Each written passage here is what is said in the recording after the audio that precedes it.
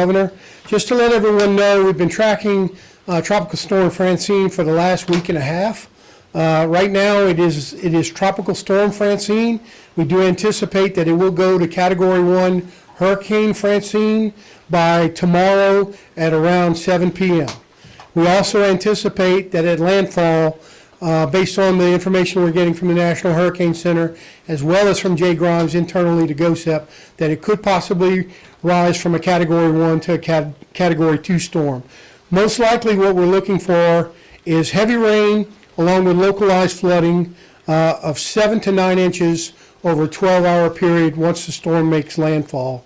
And then the most dangerous aspect of the storm, if it approaches land and then slows down and pushes storm surge. The good news is the storm metrics have gone from movement of 5 miles an hour in the advisory at 1 o'clock to now 4 p.m. it's moving 7 miles an hour.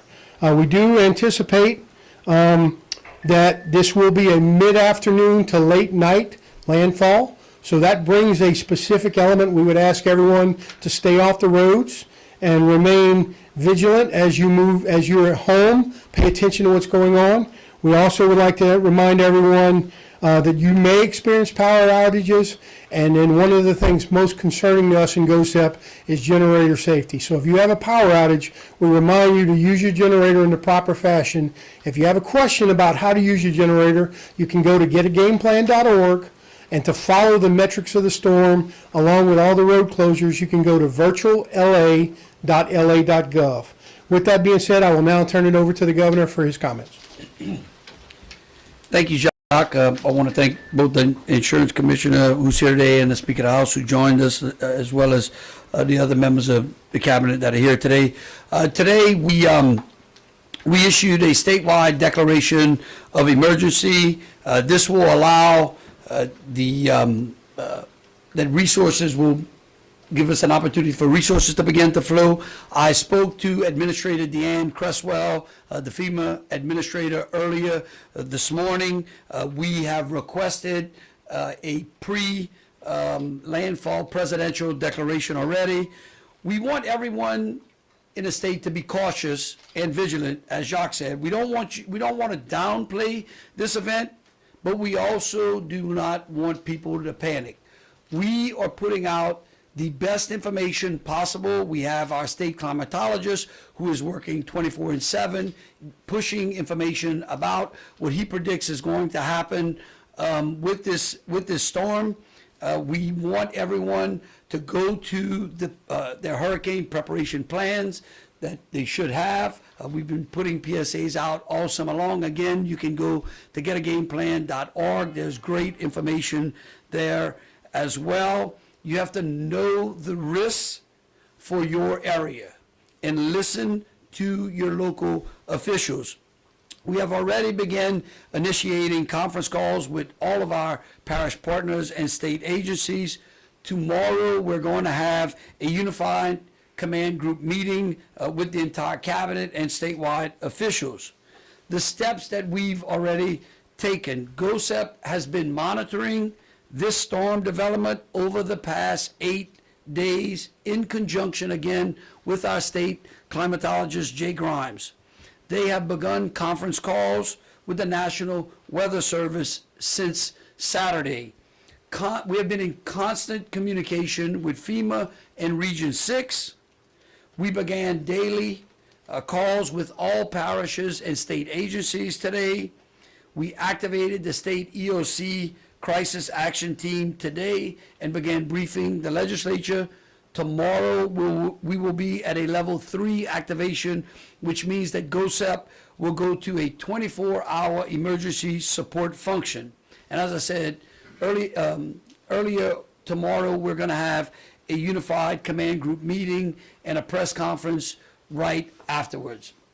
I will now like to bring the insurance commissioner up to go over a couple of preparation plans that people can make in order to ensure that they protect their property. Tim? Thank you, Governor. And I'd like to echo what the Governor and Jacques said. You know, no matter what the forecast for this storm is, we need to take it seriously. With that regard, I'd like to ask everybody to be insurance ready. And by that, what I mean, I'm asking is you to read your insurance policy, go over it again, look at your declaration page, know what your insurance deductible, your named storm deductible is. And at any time you have questions on your policy, call your insurance agent, call your insurance company. Now's the time to get those questions answered. The other is prepare your property now. If you haven't done so already, please trim back any limbs or trees that are close to your home. Secure your furniture and your windows and doors. You don't want your furniture to become part of the debris that could damage your neighbors. Take photos of your inventory, not just the inside, not just your contents, but also the exterior. It's a better way to document if you do have damage. Make copies of your policy and your insurance agent's phone number, your insurance company's phone number. Take those with you and make that part of your evacuation plan. And then finally, once it is safe to return, if your home does have damage, make sure and document it. Take more photos, but also mitigate any future damages. Tarp your roof if you have damage there. Tarp or board up your windows if you have damage so that you won't get water intrusion. And again, let's take this seriously, and I appreciate the governor's opportunity to speak. Thank you. Thank you, Tim. Again, we want the citizens of the state not to panic, but to be prepared. These storms are storms that we unfortunately have been susceptible to each and every year that hurricane season is upon us. We are going to be putting out information. Please, again, go to getagameplan.org or stay tuned to your local officials and to local websites on the government officials in the parishes that you live.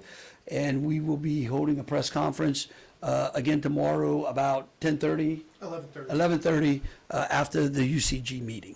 We'll open it up to any questions that y'all may have right now. Julie? Can you guys tell us where you think the main part of the state that might be affected by the storm is? And can you also, are you opening any public evacuation centers at this point?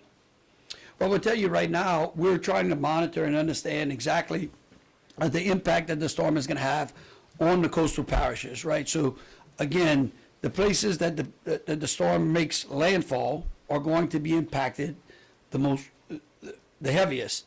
And depending upon the speed of the storm is going to depend upon the storm surge that will impact the coast. And so, again, as we all know, those people living along the coast should heed their local officials' warnings and take the proper precautions necessary for high tides, for extreme storm surges, and for those areas that are going to be impacted by a strong southerly wind.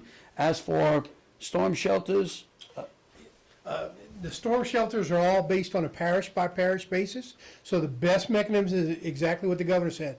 Maintain contact with your local parish, Office of Emergency Preparedness, and they're going to tell you which shelters by parish would be open. I think we have, and I think Jacques said it, we have got 23 23 declarations of emergency by parishes. I'm sure that may expand by tomorrow when we'll have more information on the impact of this storm to the state of Louisiana. Any other? Yes, sir. I know we mentioned getting insurance ready, but what other advice do you have people for getting ready now? We've seen a couple of gas stations with extremely long lines of people filling up their cars, people getting ready with their generators. What other advice do you have for people? Look, again, if people would just go to getagameplan.org, that we took a tremendous amount of time and resources in order to put great information out that's readily available to people right on that website. They can access it from their phones or their laptops or their iPads or their desktops. Inside of getagameplan.org, you see some advice as to preparing for a storm. And again, we don't want people to panic. We have some time. That's why we're doing these press conferences today. It's why we're continuing to push out information to the citizens of the state so that they understand that there is a storm coming. This is the level of risk that we have. These are the potential effects that are going to be along the coast. And if you go to getagameplan.org, I think you're going to be just fine. So is that the point where are we just selling this website, this app? Is that? No, I think that, no, because, look, we have put a tremendous amount of resources and information on it. Again, I could go here and go through that website with you, but that might take us 60 seconds. In 12 hours, everyone's going to forget that. If you remember, getagameplan.org, and you go to that website, if you forget something, there you will find all of the information necessary to prepare your property, to prepare your home, to prepare yourself for this type of emergency. Chuck, is there anything No, that we might have missed on it? Sir, it comes down to all the information that we have in the emergency management cycle, we provide on the app to modernize ourselves as an agency. Everywhere across the board, when you tell someone how to work an app, they know exactly what to do. So that's why all the information is in a one-stop shop. It's very good, very impressive, and as the governor said, we spend a lot of time tailoring it from the person's standpoint that's out there, just worried about what happens. And we don't get any revenue over the clicks. We just save lives. Any more questions? I have a question. Yeah, you- Have you had to evacuate any nursing homes or hospitals or medical facilities? We have, I'm glad you asked that question. We were just in consultation with LDH. We will be issuing an executive order that will put in place certain measures that nursing homes will be able to take in order to ensure that we don't have any negative impact on nursing homes along the coastal parishes. Yes, ma'am? So that's an additional executive order that's forthcoming. Yes, that's an additional executive order that the Surgeon General will be putting out. We'll be signing, we're drafting it as we speak. He'll put it out, and we'll make sure that y'all get the information on it as soon as possible. All right, yes, one last question. Yeah. Hey, Governor, invariably when a storm is sort of not really downplayed per se, but as you and the insurance commissioner both alluded to, you need to be ready, you need to be ready to go. But if there's a mandatory evacuation and somebody does not adhere to it, and invariably people are loath to get in that bumper-to-bumper traffic and possibly run out of fuel, is there a penalty for that? Look, here's what I'm going to tell you. We are going to continue to ask the people of Louisiana as a whole to pray for all of those first responders that are going to have to be placed in harm's way because of this storm. And it is important that people adhere to the warnings that their local officials put out. By adhering to those warnings, then guess what? You end up saving lives as well. So we do not want people to get to wait to the last minute, to get on the road, to run out of fuel. We don't want long lines in the gas stations. We put out a lot of information throughout the summer, throughout hurricane season, so that people can be prepared. The more prepared we are, the easier it is for us to address these types of storms. Thank you. Thank you.